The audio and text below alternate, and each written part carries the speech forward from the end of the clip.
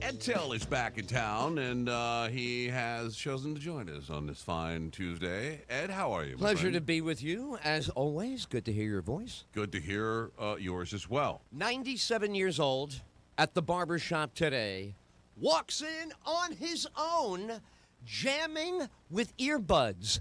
97 years old at Mauricio's. How much did I want to be that guy? Just bopping right. 97 on his own. Had a cane, wasn't relying on it, had all those age spots in a little hair left. Yeah. But man, I saw this guy go, dude, do I have any shot at that? 97, motoring around on his own. My wife is a hairdresser. She owns her own salon, so I get free haircuts. That's why I married her mainly. So I'll go up on a Saturday, or a Sunday. I'll say, "Come, can you cut my hair?" She won't do it at home. She got to have all her stuff. So we go up there, and I'm cutting away. And often, at least once a month, over there, I'll run into, I forget the woman's name. She's 103 years old.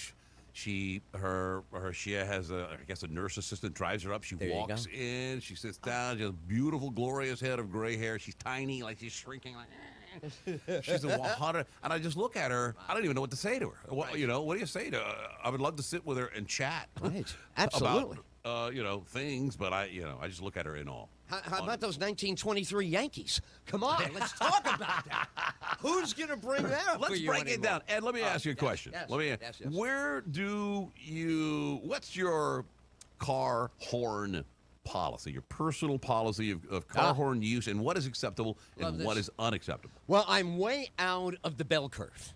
I'm from the Bronx in New York, so we use the horn all the time. You're standing off the curb in the street, get you back on the curb. Somebody inching into your lane, not in my lane. Somebody getting in front of me, brah.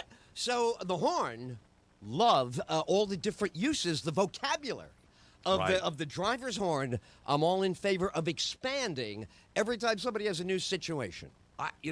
I was never, I grew up in the suburbs, and really not except for short visits to big cities. I never lived in a big city till I moved to.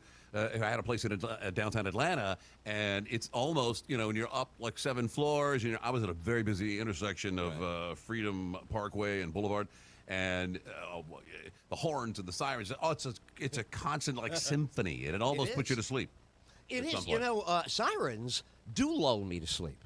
Honestly, all the way back from the Bronx, but even now, out here in West Melbourne, they will start wailing, but when they're off in the distance, a sedative effect begins. If they're coming closer, you know what? I hate to interrupt, but we did have we lost a neighbor. Oh, no. That's terrible. Yeah. We did. So that was the only time that the sirens have ever come toward me, and we're close, and we were out there. Yeah. But anyway, yes. The reason I asked it, a woman in California has lost her case. She was written a citation as she drove by a protest outside the office of Darrell Issa, or Issa, depending on how. She honked her horn, they estimated, in the citation, 14 times as she drove past the protest. It was dismissed when she got to court because the cop didn't show up. And that would have all gone away, but she filed a lawsuit alleging that her subsequent fear of again being cited had resulted in her censoring her horn use for expressive purposes, because she very strongly believes that it was her First Amendment right, and she calls it expressive honking, and believes that it's an extension of her First Amendment. Well, Your Honor, I would like to cite an important case, United States versus Harpo Marx. I mean, I don't use it to express myself, unless what I'm trying to express is anger. Yeah. Well, see, that's the thing. If you go and you're leaning, you're out of control. I'm a tapper usually. Like a light turns green, I was going, beep, beep. Let's go. Let's go. Come on. And I even give them one verbal in the car before I hit it. I go, come on, let's go. And if they don't start moving, then I hit the horn. Yeah, I'm with you all the way. That's good. You censor yourself. What else is going on in your world? Well, fantastic. Beach House is a TV show I have never seen. I bumped into it, and there are 7 seasons. I am in the middle of it and love the show. Is it Fantastic Beach House? No, Or it's just Beach House? Just Beach House. And they do what we did in the 70s. We used to go all the way out on Long Island to Montauk. We couldn't go to the Hamptons. Montauk, baby, out on the edge. And you get 8 people in a house, and they can't stand each other, and they're having sex, and they're getting drunk. It's wild, and it's all for kids. And I'm like, whoa, whoa, whoa. What about Ed Till's demo? I'm playing all these nursing homes, 65 and older. I'm going to jack up my elderly people, get them going. Yeah, put them in the hot tub, start licking things that, you can't even see what it is. So that's when I love that show, and I'm in the process of incorporating this into my comedy tour. Yeah. I don't know how. Yeah. Oh, how about the ban on Diary of Anne Frank in my area? Right. My local school board. Now, I read Diary of Anne Frank 100 years ago in high school. I talked to 2 people today who said they remember the book, because I did this for myself. Do I know anything in the Anne Frank book that could be bannable? What could be in there? They didn't remember. Did you see the story, why they took it out? Because they talk about showing each other their genitals? And not even genitals. Here, they walk in front of a statue of an adult woman with uncovered breasts, many a statue like that. So they say to the girls, Anne and her pal, go, what if we showed our breasts? Ha ha. That's all. A crazy kid thing, like she's showing hers. What if we? And adios from school? I don't know. The part about being in the attic and the Nazis seems to overweigh. The balancing test you got to You're get. Absolutely right. But I heard that it was a not a rated X version, but a what's the word I'm looking for? R? No, that it PG? was what do they call it? Easy. Mature audiences. Yeah, it was a mature graphic novel. Yeah, but it had like it was a different. It's not a different version. Am I right? No. No. In other words, Wow. this is the old book. I don't know. Even if you said to the teachers, hey, let's not dwell on page 186, which is what we did as kids, that's right? ridiculous. Remember The Godfather, page 83? Sonny is with his girlfriend up against the door. So that's what kids do. Over and over and over. Yeah. And she was so hot, too, right? Because she was, I loved her. Yeah. And it was a great scene. You're playing, and then the old man Tom says, comes and says, right, later on, the old man says, you're playing too much karma with that girl. Why are you playing? Remember when he yells at him for speaking out in front of the Salazzo meeting? Yeah. Never speak up against the family. Yeah, I think you're playing too much karma is a line. Playing karma. Yeah, whatever. Excellent. Love it. I did hear about that book, and what is going on? Are they? Is there a protest there? A local? You know what? I Facebook hope flap so. up? I hope so, because it would. I don't imagine this could go down like 1, 2, 3. Just be gone. It is Anne Frank. The movie, everything was kind of like part of childhood. Right. I don't know. Anyway. That would be a shame. Yes. Definitely would be a shame. Yep. And I went to the barbershop, as I mentioned earlier, got an excellent cut. May I share a moment of terror during the haircut? Yes. Real terror. Cut? Okay. A cut, maybe? I wish. If it was only that, I put some of that glue on it. Remember the old yeah. glue they stick on there? No, not even close. Don't worry about it. Don't worry about it. It's fine. At the bowling alley, get me some new skin. Let me put some new skin on my thumb. It's right there in the vending machine. Costs 50 cents. It's 1971. Go get it. So I'm in the chair, and he was out last week. So I went over for a haircut. He wasn't in. Where is he? Oh, he's away. Fantastic. He's a great guy. Hope he had a great vacation. Come back today. Hey, how is the trip? Now, I am strapped in at this point. The stuff around your neck, the tissue, the I'm bibs all on, in. yeah. Oh, I cannot move. When he says, the trip, yeah, I got the COVID. Okay. So when did you get back from the trip? Oh, just a few days ago. What the hell am I supposed to do now? Grab that straight razor and take over the whole barbershop like a crazy person? What did you do? I did nothing. I tried to angle my face away and breathe as minimally as possible. I slowed my intake of air, almost passed out, almost put myself in a trance. Mr. Till, your lips are turning blue. And I remember every time I wanted to inhale, I would angle all the way away from him. Oh, boy. And I had just, I was number 6 in line when I got there. So I spent all this waiting time. It doesn't come up once in front of me. I mean, I'm here with all these other people. You don't mention it once. I would have been back in the house making a sandwich. But he was out of the quarantine stage, right? So he says, Your Honor. That's exactly what the testimony was. I present my appeal based on factual contradiction. So I don't know. All I know is he did that. And then who was the other one? Somebody else the other day. All COVID. Oh, sure. I was supposed to hang out with my cousin again down in Jupiter. They're getting ready to wrap up their snowbird visit. And her husband, the golfer, this is number 4 COVID for this guy. His golfing buddies brought it in. They got the phone call, take a test. He was positive. So we waited out I'm telling you, it's landmines out there for a germaphobe, Well, let me tell you, that dovetails nicely into a story that I set aside especially for you. And it's a story about a woman in in Washington, the Seattle-Tacoma area, who is positive for tuberculosis. Yes. And she will not stay at home. The cops caught her leaving her house, getting on a public bus. Yes. And then driving to a casino and getting off there and hanging out and gambling and breathing all over people with tuberculosis. Yes. Yeah, well, I've been following it, obviously, because I wanted to make sure she didn't get near me.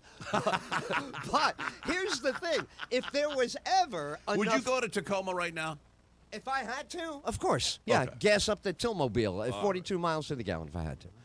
So, of course, right or wrong, I already have an overnight bag packed in the car ready to go. Something comes up, yeah.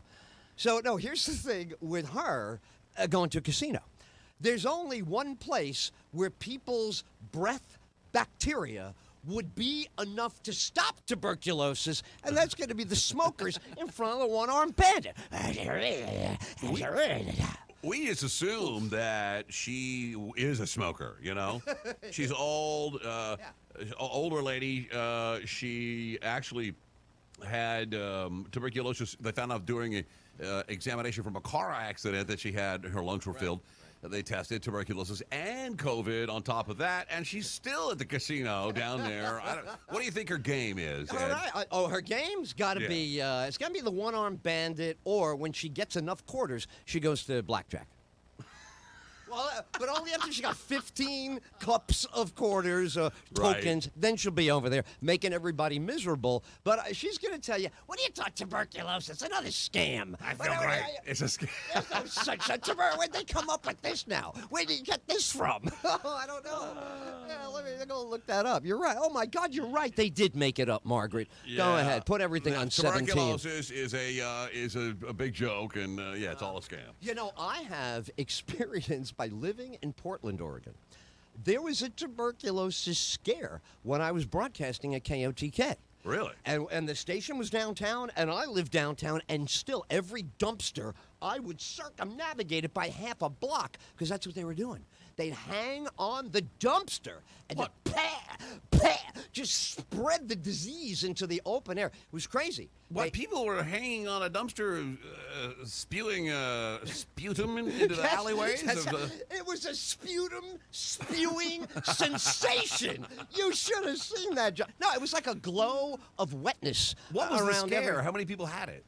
It was on the news every night that they couldn't keep track because it was all these homeless people that would, they resist. You go near them and say, want to help you out. No, you're trying to put me in a... So it was antagonistic. It was acrimonious. It was crazy, but it was a real tuberculosis scare in downtown Portland, Oregon. Wow, that is pretty weird. Yep. Have you followed the Jeremy Renner debacle since he got run over by his own snowplow trying to save his nephew?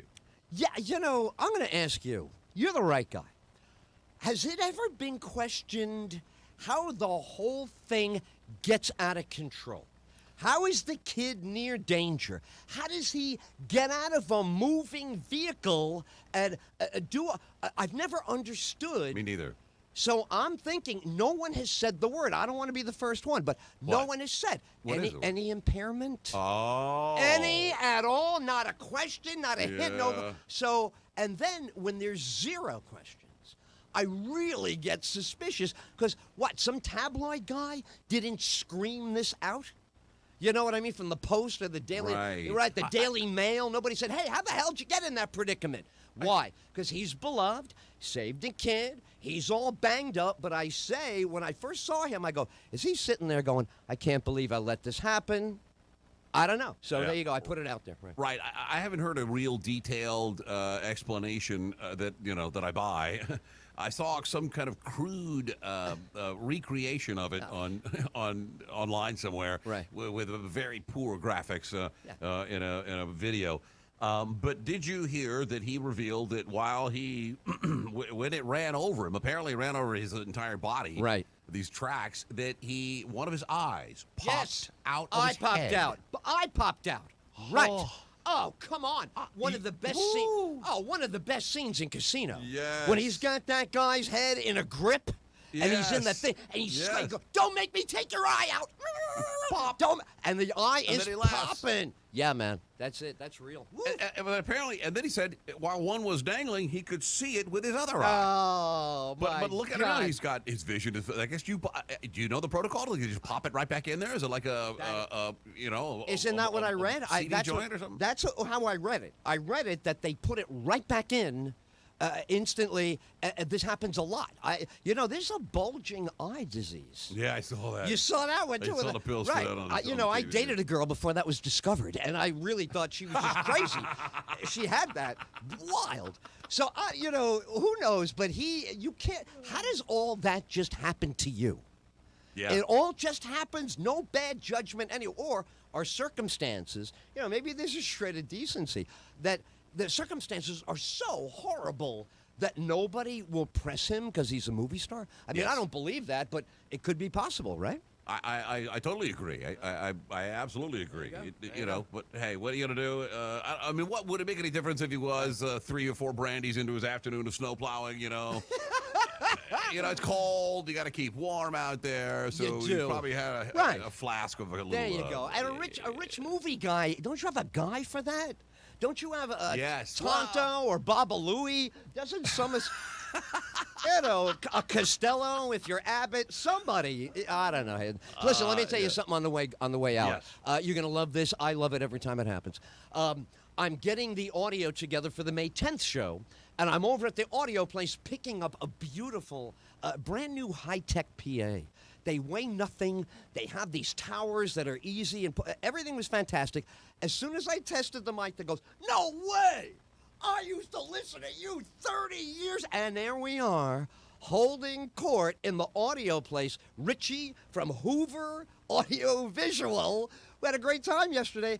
The Voice, he goes, "Ed Tyll, I listen." Oh, man, what a riot. So it took me 2 words on the mic, and that was it. That's great. So this is your new rig you're going to take on the road with you. Dude, do I love this rig. It fits in a small car. It weighs 17 pounds, and it's, geeks will know, it's 200 watts RMS. It sounds gorgeous. RMS? RMS power. Root means square, or root not so nice square, yeah. EdTill.com for all the information on May 10th. Ed's upcoming May 10th May 10th, show. Get Yep. tickets, edtill.com. Hit the button for tickets. Shannon, always a pleasure. I missed you guys. Oh, yeah. Still good to hear your voice, buddy. Thank you, Ed. You got Good it. to talk to you. Take care. Bye. See ya. A quick one here when we return.